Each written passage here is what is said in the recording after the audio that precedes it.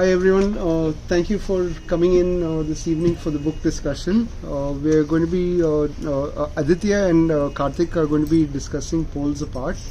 Aditya is a senior advocate who practices in the High Court and the Supreme Court, and he's also a historian who's written Poles Apart, which is a book on the difference between Pakistan and India, the democracy, and the role of the military in the democracy. And Karthik is the commissioning editor at Penguin Books, and also an editor and author of 2 books, 10 Languages of India, and the one book on the Constitution of India for adults and children alike.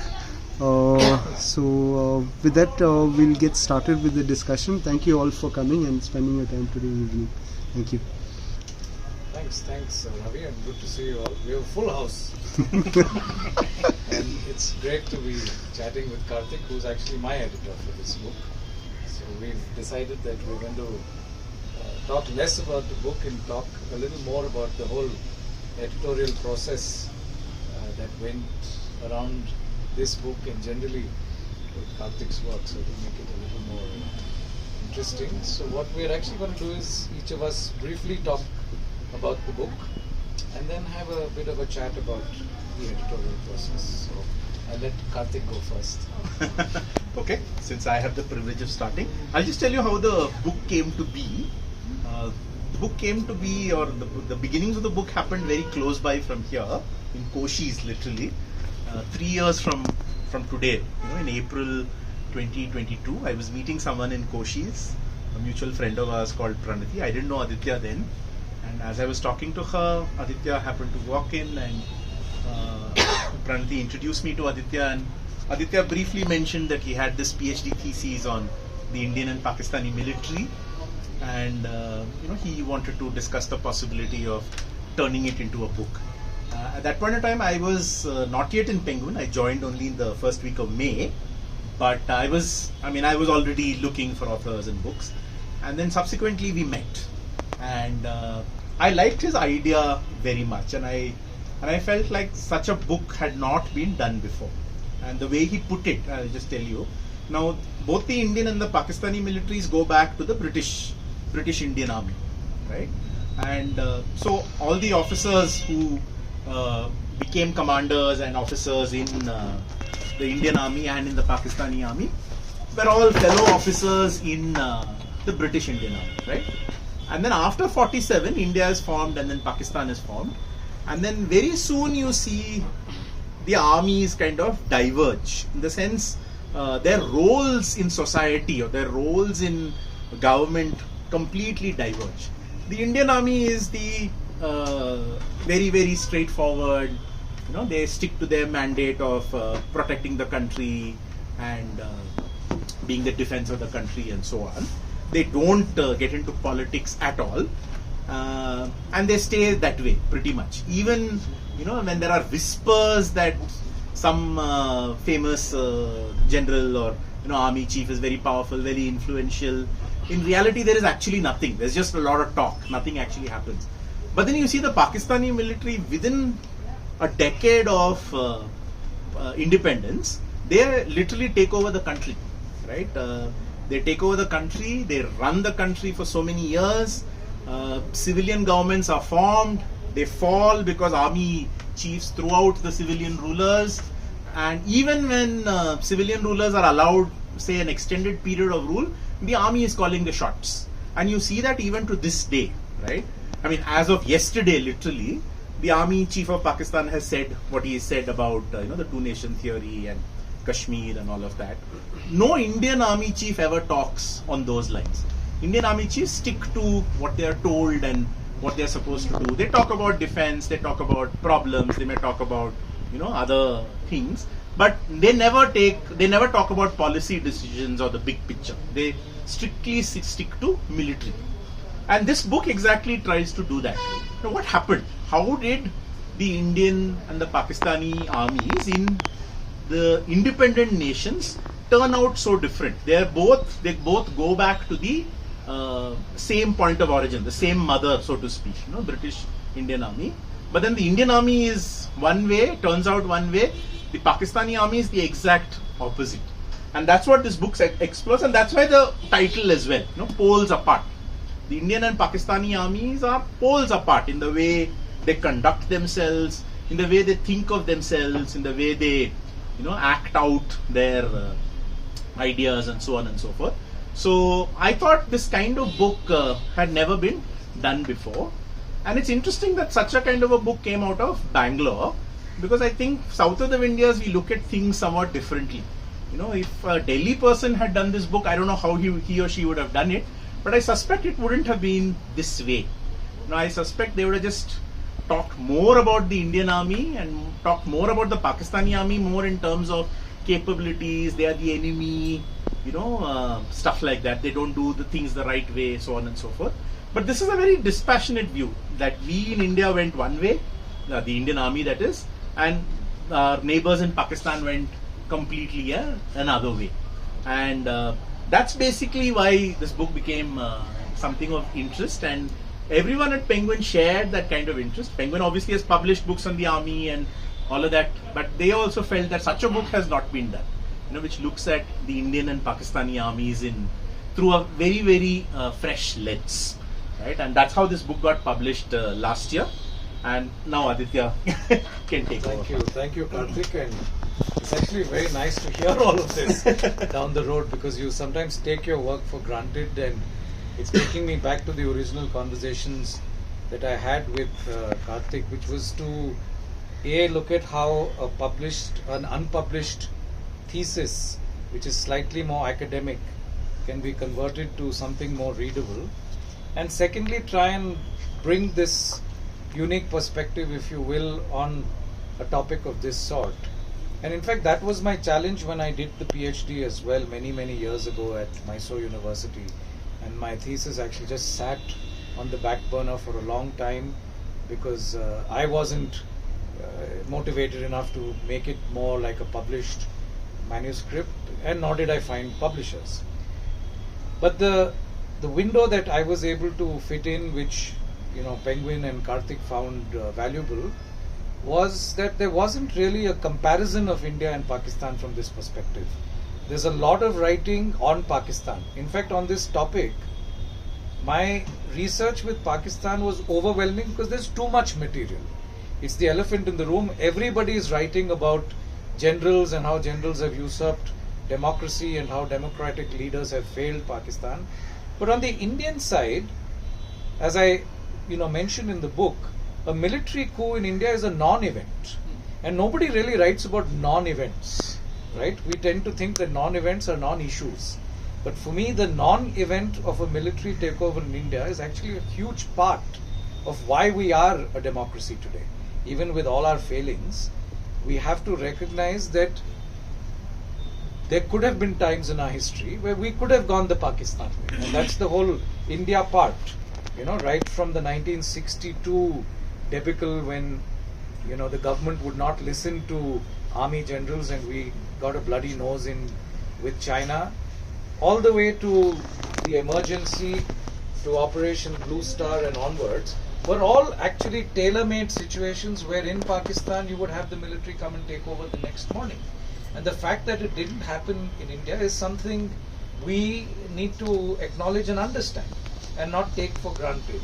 So that was really the window I was trying to get through, and therefore the research on India was more difficult, but also very enjoyable, because it completely unravels so many parts that we have now really made footnotes in our history.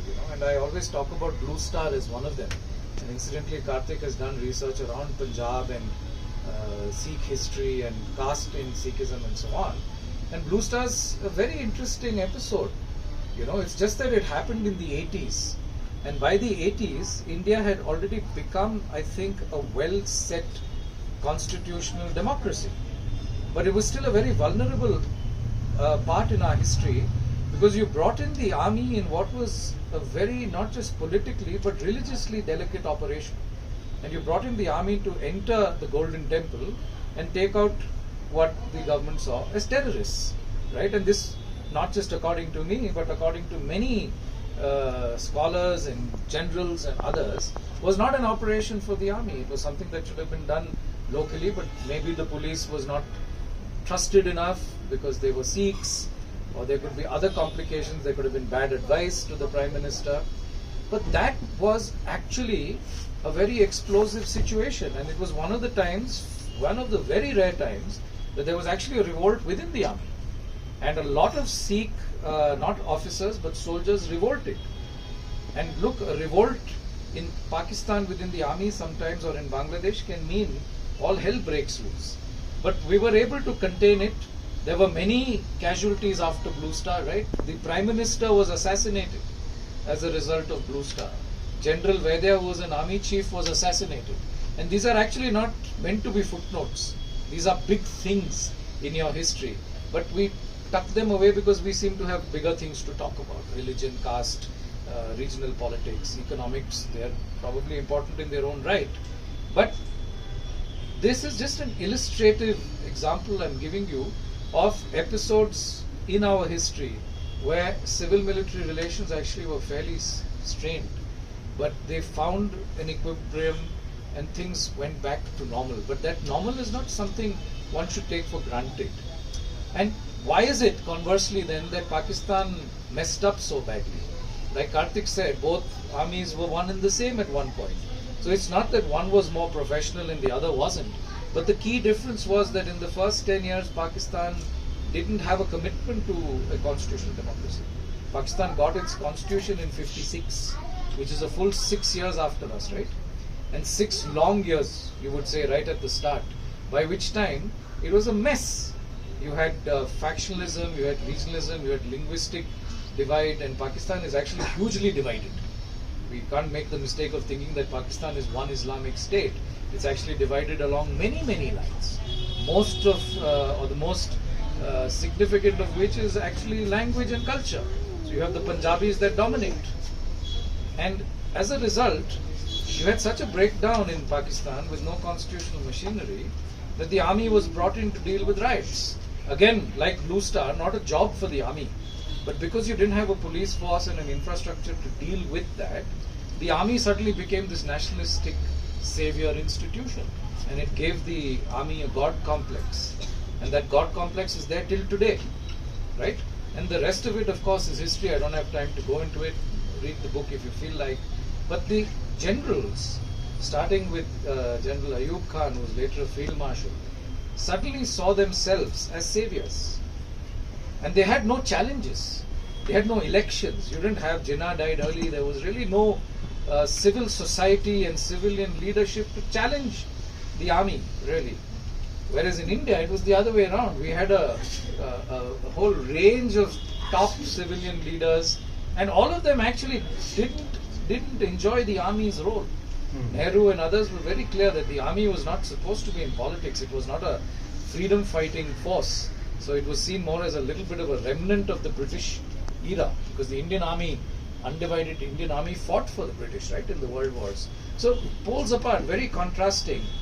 And let me just conclude by saying that that has become the irony with Pakistan, that their generals have become the sort of the poster boys, right?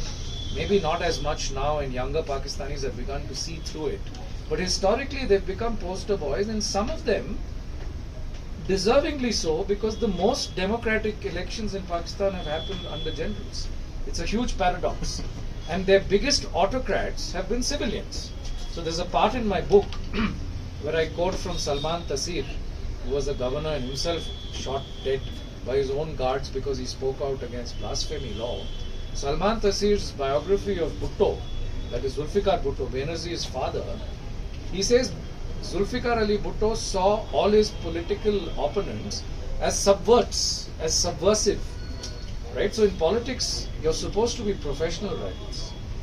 And this is actually a lesson for us as well. Absolutely. That you can be in opposing parties, you can have opposing ideologies. There has to be a certain camaraderie and decency that keeps you together. I think that decency is vanishing from Indian politics. But Bhutto, who was actually their first real tall civilian leader, was a complete autocrat. He was a violent man. He distrusted the army. He distrusted his opponents. He distrusted his own people. And what Taseer says is that because he saw everyone as subversive, many of them became that. You actually manifested that.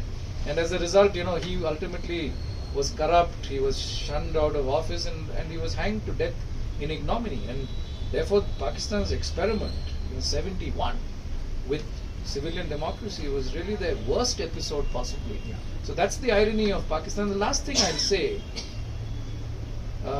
is that in a funny way, Bangladesh, which spun off from Pakistan, inherited those same poor traditions.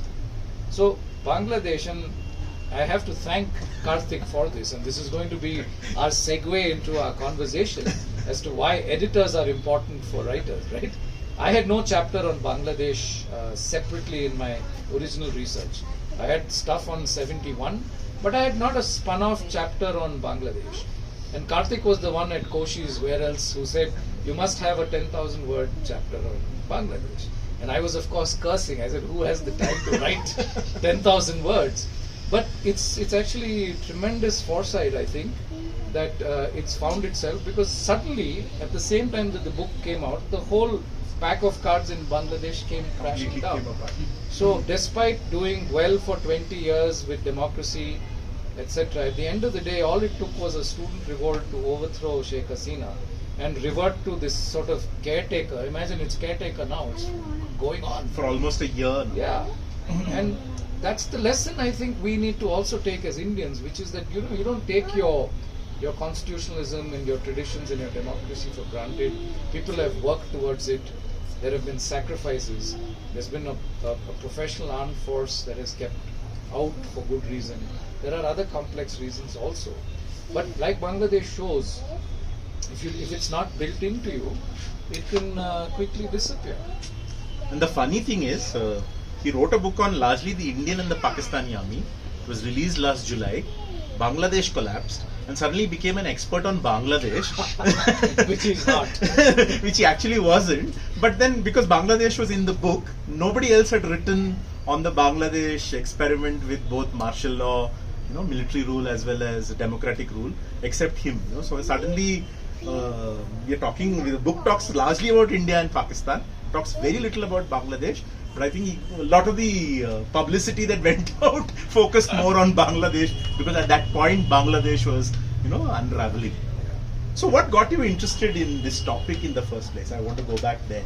Why did you write the thesis? Yeah, so look, I'm a lawyer by profession, and after I'd done my undergrad, I was quite clear that whatever further academic research I do will be slightly outside the law, because I had enough of it on a daily basis. So I actually thought I'll end up doing an MA and then a sort of a PhD in English literature. But that didn't work out, because Bangalore University does not recognize an BA LLB honors As as sufficient enough for an MA. in English. Wow. So the only MA available to me was political science. So it was a kind of a funny default choice. I did it, correspondence, while I was practicing, with the idea of getting into a PhD. But then I've done a bit of research, and I've done 2 books earlier, which have a fair amount of military history built into them on my old school, Cotton Boys. And I had that underlying interest in, I think, military history. So I said, let's build on that. So it really started from there, but that kind of combined nicely with a larger political question, a comparative question. We're a partition family, so somewhere in the back of my head I knew I was interested in Pakistan as well. And then thanks to my PhD guide, Dr. Asadi, I was able to kind of see, with a PhD, for some of you, it's very important to get your research topic spot on. Only then everything else fits, all your ducks are in a row. And that ideation was very important with my guide. And thereafter, it's always work in progress. You develop it. The first text I wrote was actually, frankly, quite raw. But at least the base was there. And then you keep building, and if you enjoy research and you like referencing, and with tough editors, every word needs a footnote. So yeah, but that's where the interest came from. But I'll ask you, I mean, how did you think of Bangladesh? I know you also wanted me to write about Sri Lanka. No, but we discussed that. Yeah. No, I thought of Bangladesh simply because Bangladesh is the stepchild of the British Indian Army, right? Yeah. And if you see, Bangladesh's history has been somewhat like India, somewhat like Pakistan. You know, there have been military takeovers, but there have also been, and at the time when we were first talking about the book, it seemed like Bangladesh had settled into comfortable democracy, right? Because the military takeover was more than 25 years or 30 years in the past, and it seemed like, okay, the initial 22 years of Bangladesh's history was, you know, very unsettled, very unstable. That's why the military had come in. But now they had kind of settled in. Now they were, you know, a proper democracy, Indian style, you know, political party democracy. But then, you know, everything changed after that. So that's the funny thing. And when what? Sorry, go ahead. Go ahead. No, That's no, it. no. That's it. Yeah. No, so what makes a book saleable ultimately, Karthik? If it's not an editorial secret. No, what makes a book saleable is you try to appeal to a broad mass of people who are interested in different things. Pakistan is eternally of interest in India. Anything to do with Pakistan is always interesting. And not just serious books of, you know, on the army or politics or whatever. Even Pakistani fiction sells a lot in India, right? People are very interested in reading Pakistani fiction, and publishers are very interested in publishing Pakistani fiction. Simply because they are like us, but they're also not like us. You know, there is a familiarity that, you know, takes us to, say, being interested in their books or their TV serials, for instance. But there's also something there that's not quite.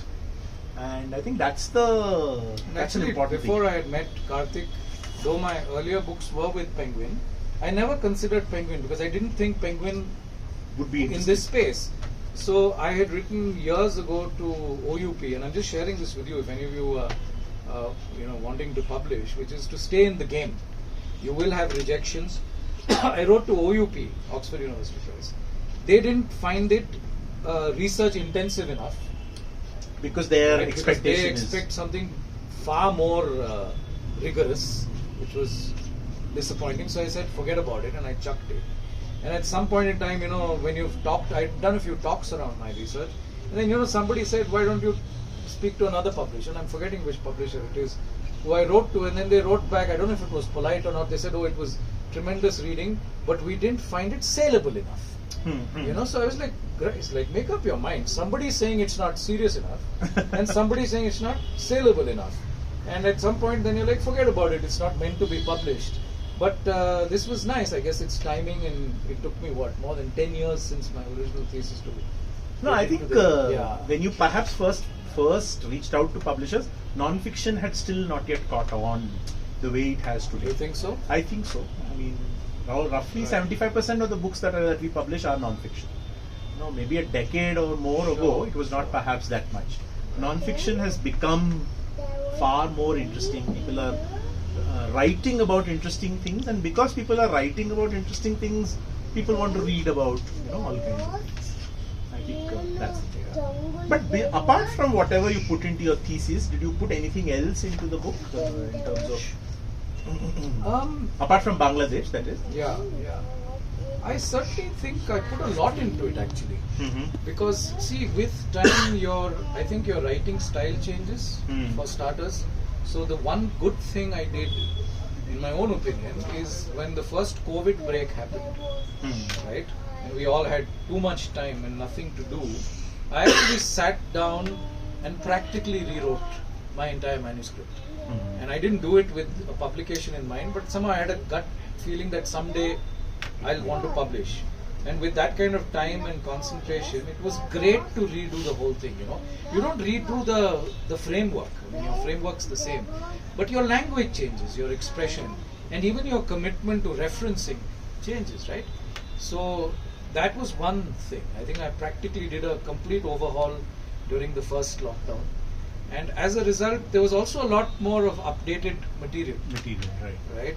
So that's the other challenge, that your editors will always push you, because your research may stop at a particular point.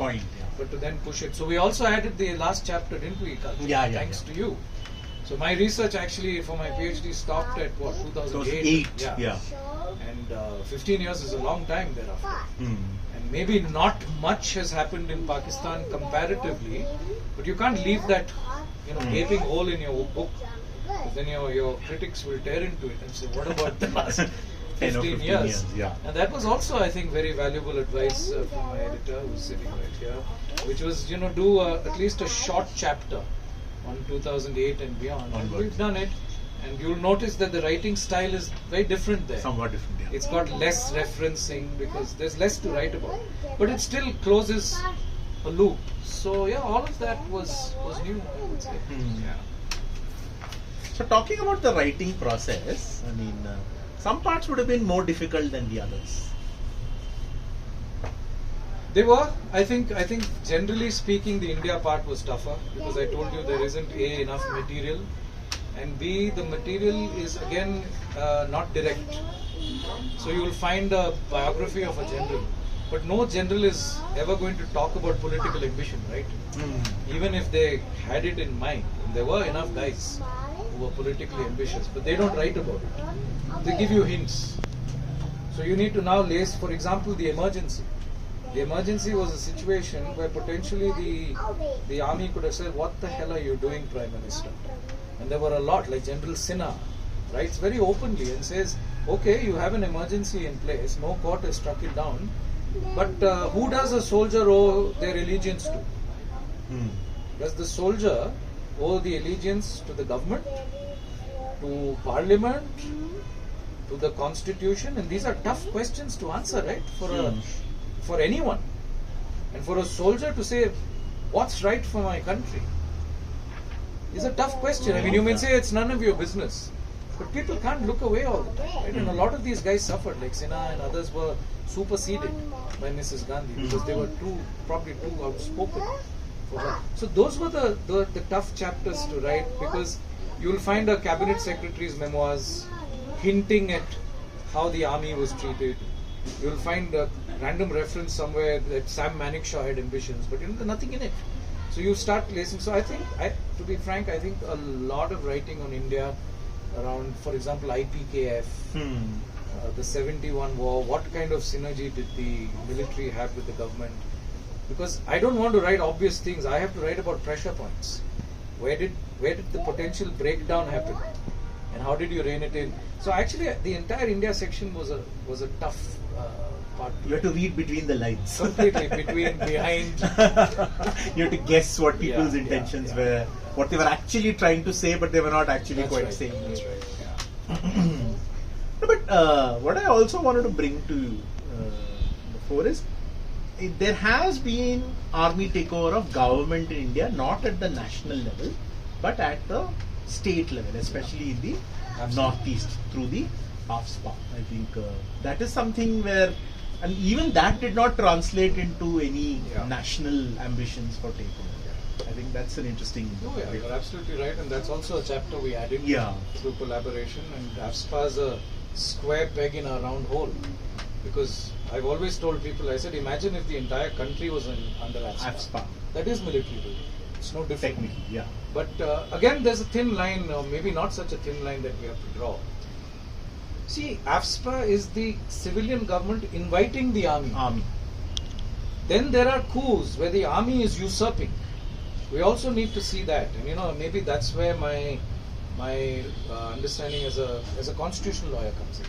And the book is not very big on that, but the understanding of the book and the conversations of the book have actually gone in that direction. Which is to say, the Indian constitution doesn't have a concept of army rule, right? We don't have martial law. Wisely, we don't have the idea of martial law. But many constitutions do, right? So there are situations, like you saw what happened in Myanmar, you saw Korea had a shot at it. Right. And it cost the man heavily. You can have martial law, legitimate martial law. And AFSPA is a subset of it. where the government, under a parliamentary law, invites the military to take over in what you call disturbed areas. It's not the army claiming it. I think the damage is done either way. Of course. The moment you put the army in governments, as people say, Kashmir, Northeast, they become cantonments. They don't appear like the normal democratic space we live in. But then with Pakistan, it's the extreme example, which is the army poking its nose where it has no business. Generals overthrowing ministers, violently overthrowing governments, assassinating, usurping power, and then like reverse engineering their way into politics and into legitimacy. And that's where Pakistan is an extreme example, because ultimately, look, Pakistan had a 56 constitution, a 63 and a 73, I think. Yeah. 73 is what holding the place right now. And by 73, the army was the elephant in the room, so you had built in martial law already. Provision. Which is why people like Musharraf and so on had a field day. Problem. Field day. You're a general one day, you're the president the next, you're a prime minister, you're everything. But pre that, early days, Ayub Khan usurped power. Yahya Khan usurped power. And they usurp power from one another. That's the other dance in Pakistan, right? One general overthrows the other. Because one thinks his idea of Pakistan is better than the others. The point is, generals should not be deciding that. It should be people and their elected leaders. So, yeah, AFSPA was interesting. Yeah. And I think that's the whole point, isn't it? I mean, this also is a big point of difference. Even when the army has been invited and they have tasted it, they have stuck to that area, that mandate. They have not sought to kind of go beyond that. Correct. Not in that sense. And I think the army in India is wise enough to know that, the army doesn't have popular support. And especially now, 80 years in, almost 80 years in, the idea of a military coup and any legitimacy is practically unthinkable. But short of that, there have been abuses, right? And AFSPA has thrown up many abuses from the army, right? Some have been addressed, some have gone unaddressed. And I think that's where the lesson lies. That the moment, it's not just about the army, the moment you bring in extra constitutional or unelected actors into the realm, there's going to be collateral. So you've got to, as political leaders, you need to be shrewd enough to think about it. Right? Rajiv Gandhi never thought about this when he went and poked his nose in Sri Lanka. It cost him his life. Right? The whole IPKF thing is also an example. Right? When you read biographies and commentaries on IPKF, and literally every officer worth his salt is saying we had no business to go to Sri Lanka. Right? Not only were they not ready for that form of guerrilla warfare entity, you also didn't have a mandate. You don't know what to do exactly. In one part, India was sympathizing with LTTE because they were Tamilian.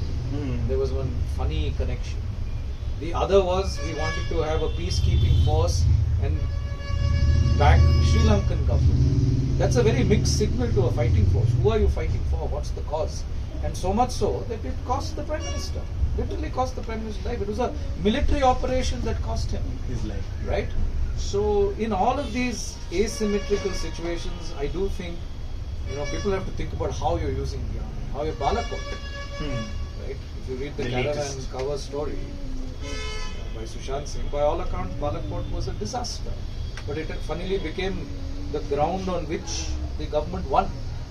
The second term. Right? Which must tell you how little we know or how little we understand. But for you, is this as publishers, is this an area you think that Indian readers are taking to more?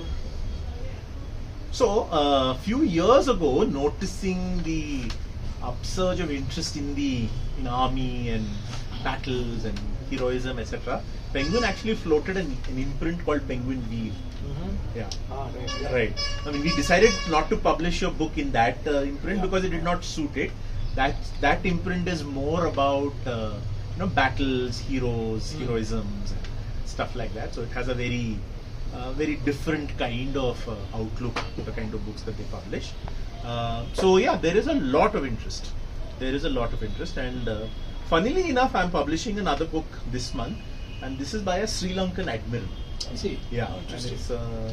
it's his first person account of how the Navy was involved in the last part of the civil war against the LTT. Oh, very And interesting. what did the Navy do? You know, the Navy was traditionally not used against the LTT, but in the last part of the civil war, the Navy became very heavily involved, because actually the LTT was one of the few terrorist forces in the world who had their own navy.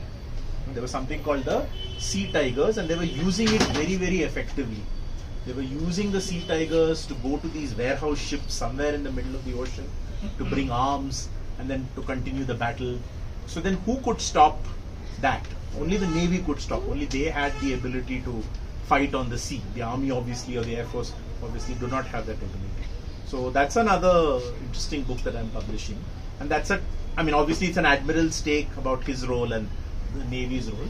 There is a lot of interest in these kinds of narratives, because I think to some extent, because of popular media, the movies and OTT shows and so on, people perhaps know, or at least they think they know far more about the army than before. So then they want to consume more, information. You must have noticed a lot of these autobiographies of generals. Lots are coming out, but they're also very hagiographical. They are. So I suppose you're able to now check that. We have to figure out, what is worth publishing in a publishing sense. Not only that, in fact, the previous Army Chief General Narawane, he's even written a work of fiction. Oh, I see. It's just been published, called The Cantonment Conspiracy. Right. About something that But happened. his biography has been blocked by his biography is in limbo at the moment. Because he wrote about Agniveer. Yeah. Right, which is something I talk about in my book. He as a chief actually said, we were not even consulted on something. Something like that, yeah. Which is, flies in the face of any logic that if you're tampering with the military apparatus with something so serious, the least you do is take people into confidence. And he actually said it inadvertently. Otherwise, he's fairly a loyalist. But I think there's a part where he writes I am not aware of the details. And that was enough to shut down the book. So nobody's read it. Not yet. So there is, I think, because of what's happening in popular media, there is a lot of interest in army narratives. And it's good to hear, because look, you want to read a biography for a reality check of the person. Of the reality. You don't want either just whitewash stuff. You get a lot of that. And that for me was a very frustrating part with my research. Because a lot of military biographies, and I hate to say it, more is the case with the Indian biographies than the Pakistani. For some reason I found them far more readable. Maybe they had better publishers, and it was a given that you publish military biographies once a year. Whereas here, a lot of the publishing houses who are like verticals, who say we only do military biographies, they're very poorly edited. So you'll get these fat tomes, you don't know whether it's a coffee table book or a biography. You'll have random photographs who should not be there. Then there'll be a heavy dose of operational tactical stuff which you don't want to read. I'm really not interested in those details, how many men were commissioned here. Look, that's fine if your own people are reading it. But if you're reaching the general public, you have to humanize the person. And it should be Watts and all, right? Which is how good biography is. So it's really good to hear now that Penguin's there and you're going to be now. You're trying to? Yeah. I hope the Sri Lankan Admiral is listening to you. So that's on the anvil. And like I said, there are more regular kinds of books, battles and soldiers and those kinds of heroes. I think India needs, or the Indian public seems to want to read such stories. So there are lots of those kinds of books. But I hope, Karthik, that you're able to promote the idea that thinkers on military public policy issues need not be retired veterans. Veterans, yeah, that is true. Because that's the other thing I'm seeing. There are huge echo chambers. Everyone's saying the same thing. And whereas there's not enough, I think, objective outsiders who are looking scholarship. Yeah. There's huge room for that. I think there is, and I think it's a matter of time before those books come out. I think your book is a start in that kind of the right direction. Any questions? Anything you guys want to ask us? Yes, please. Yeah, you mentioned the rise in non-fiction readers, right, over the last decade or so. So my question is two-part. One, would you have any reasons, any reason that you could assume is leading to that? And my two-part question, as you mentioned that the pop culture is becoming a lot more about military and the patriotism that follows, right? What are your thoughts as a veteran editor on that? Okay, see, it's like this. Success breeds more success, so to speak. When Arundhati Roy won the Booker, way back in 97 or 98, everyone wanted to write fiction, right? Serious literary fiction. It spawned a kind of a revolution in Indian fiction, literary fiction writing. When Chetan Bhagat published commercial fiction, everyone wanted to write commercial fiction. When people like Ram Guha and some of the others wrote books on Indian history and stuff like that, the success then breeds a demand for more such books.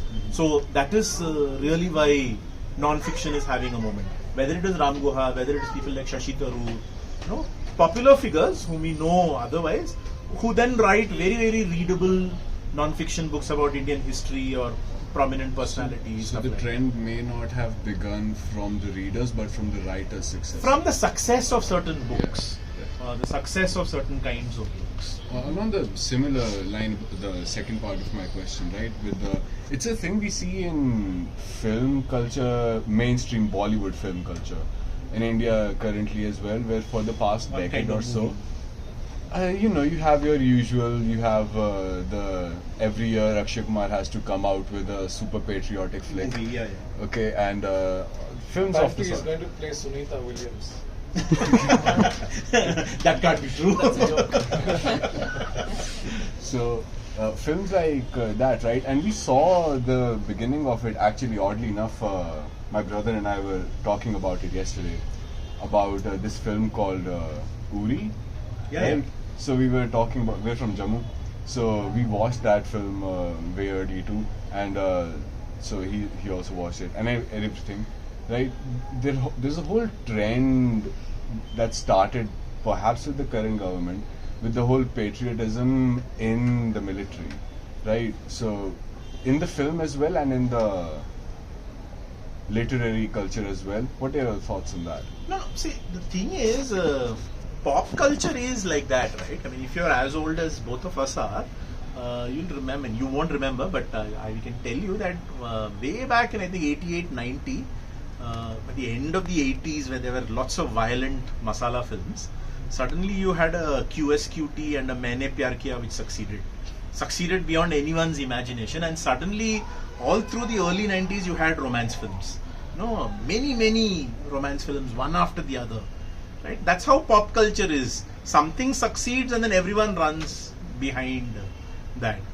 And if you look at the OTT space, that Bihar, UP, gangs and all of that, that kind of narrative is so popular post this Gangs of Wasepur and other shows that you would have seen on TV.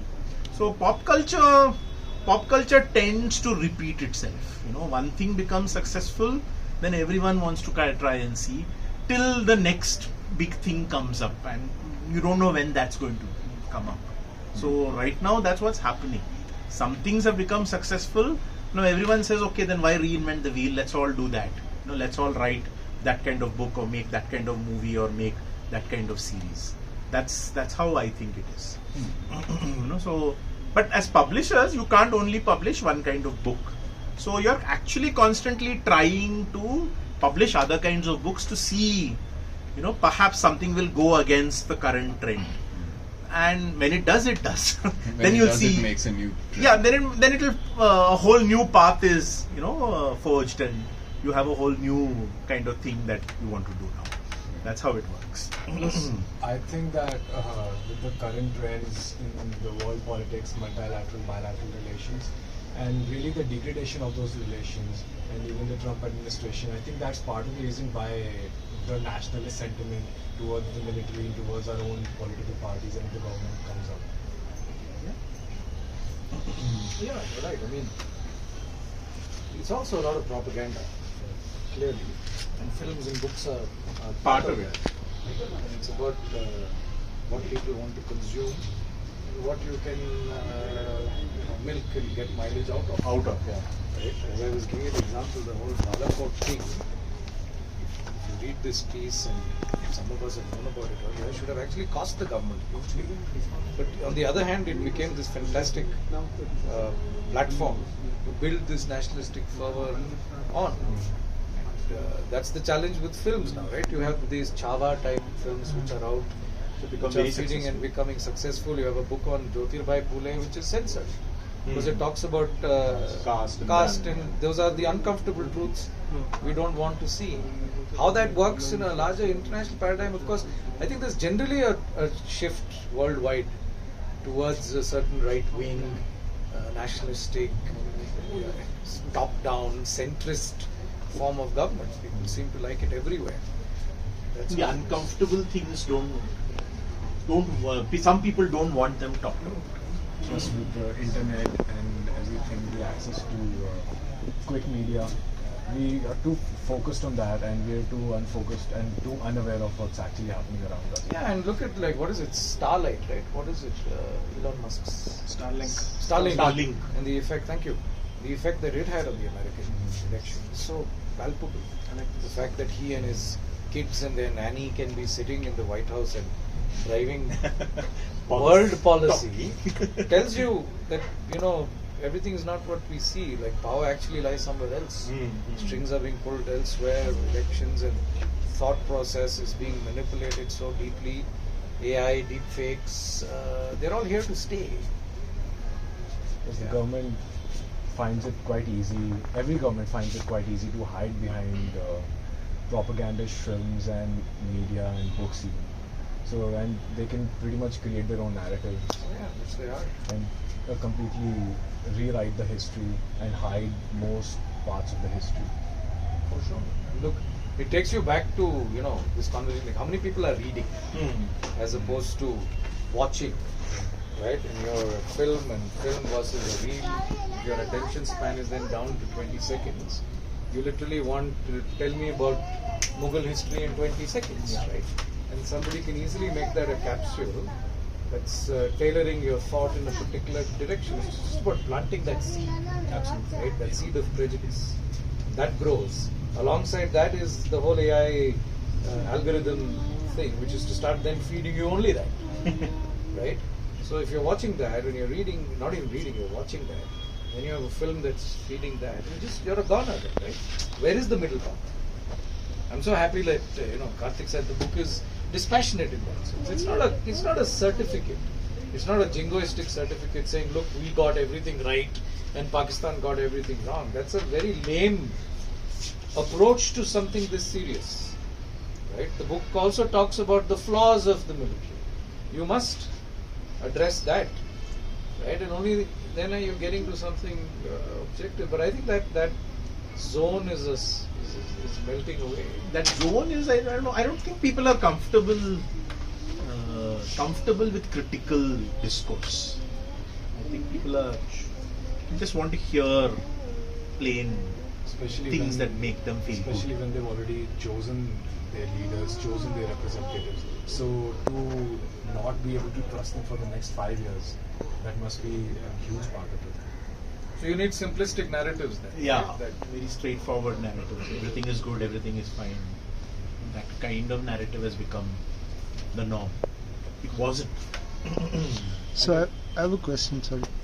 Like the Booker for international literature, do we have anything for non-fiction, for Indian, or There are several awards. which you would probably recommend? Crossword Book Awards, the Crossword. New India Foundation Book New Award. India Foundation. There are several awards Okay, thank you. for Indian non-fiction. Okay. I have a question, like during the 80s, that how you said that India was a pretty sustained constitutional democracy, but at that time our economic conditions were quite pretty devastating. So what was the impact of that on the military and the impact of the military on the economy? military and the economy. See, look, that's a very interesting question the whole military-industrial axis works in its own way, right? It works often behind the scenes. I think that question is easier answered with Pakistan. Because once you've gotten your foot into the political stage, your political power, the next thing that comes is economic power. And it's what Aisha Siddiqa writes about Milbus, the military and business. Those interests are so deep that nobody's going to walk away from it. So then you find these bogies about Kashmir and India, and that's why the army chief can still publicly say that India and Pakistan are basically Hindu and Muslim, which is so far from the truth. It's far from the truth for us, it's far from the truth for them. But it's a nice, simple capsule, what we're talking about. Feed a simple idea to your people and say, oh, India to dushman hai, right? Kashmir hamara hai. But underlying that are all these motivations. When the army in Pakistan has a very deep economic stage. It has interest in land, in banking, in commercials. They sell, they manufacture even like cereal and all. It's not just arms. So those are very lucrative. They're lucrative for the army. So you have a direct example like that.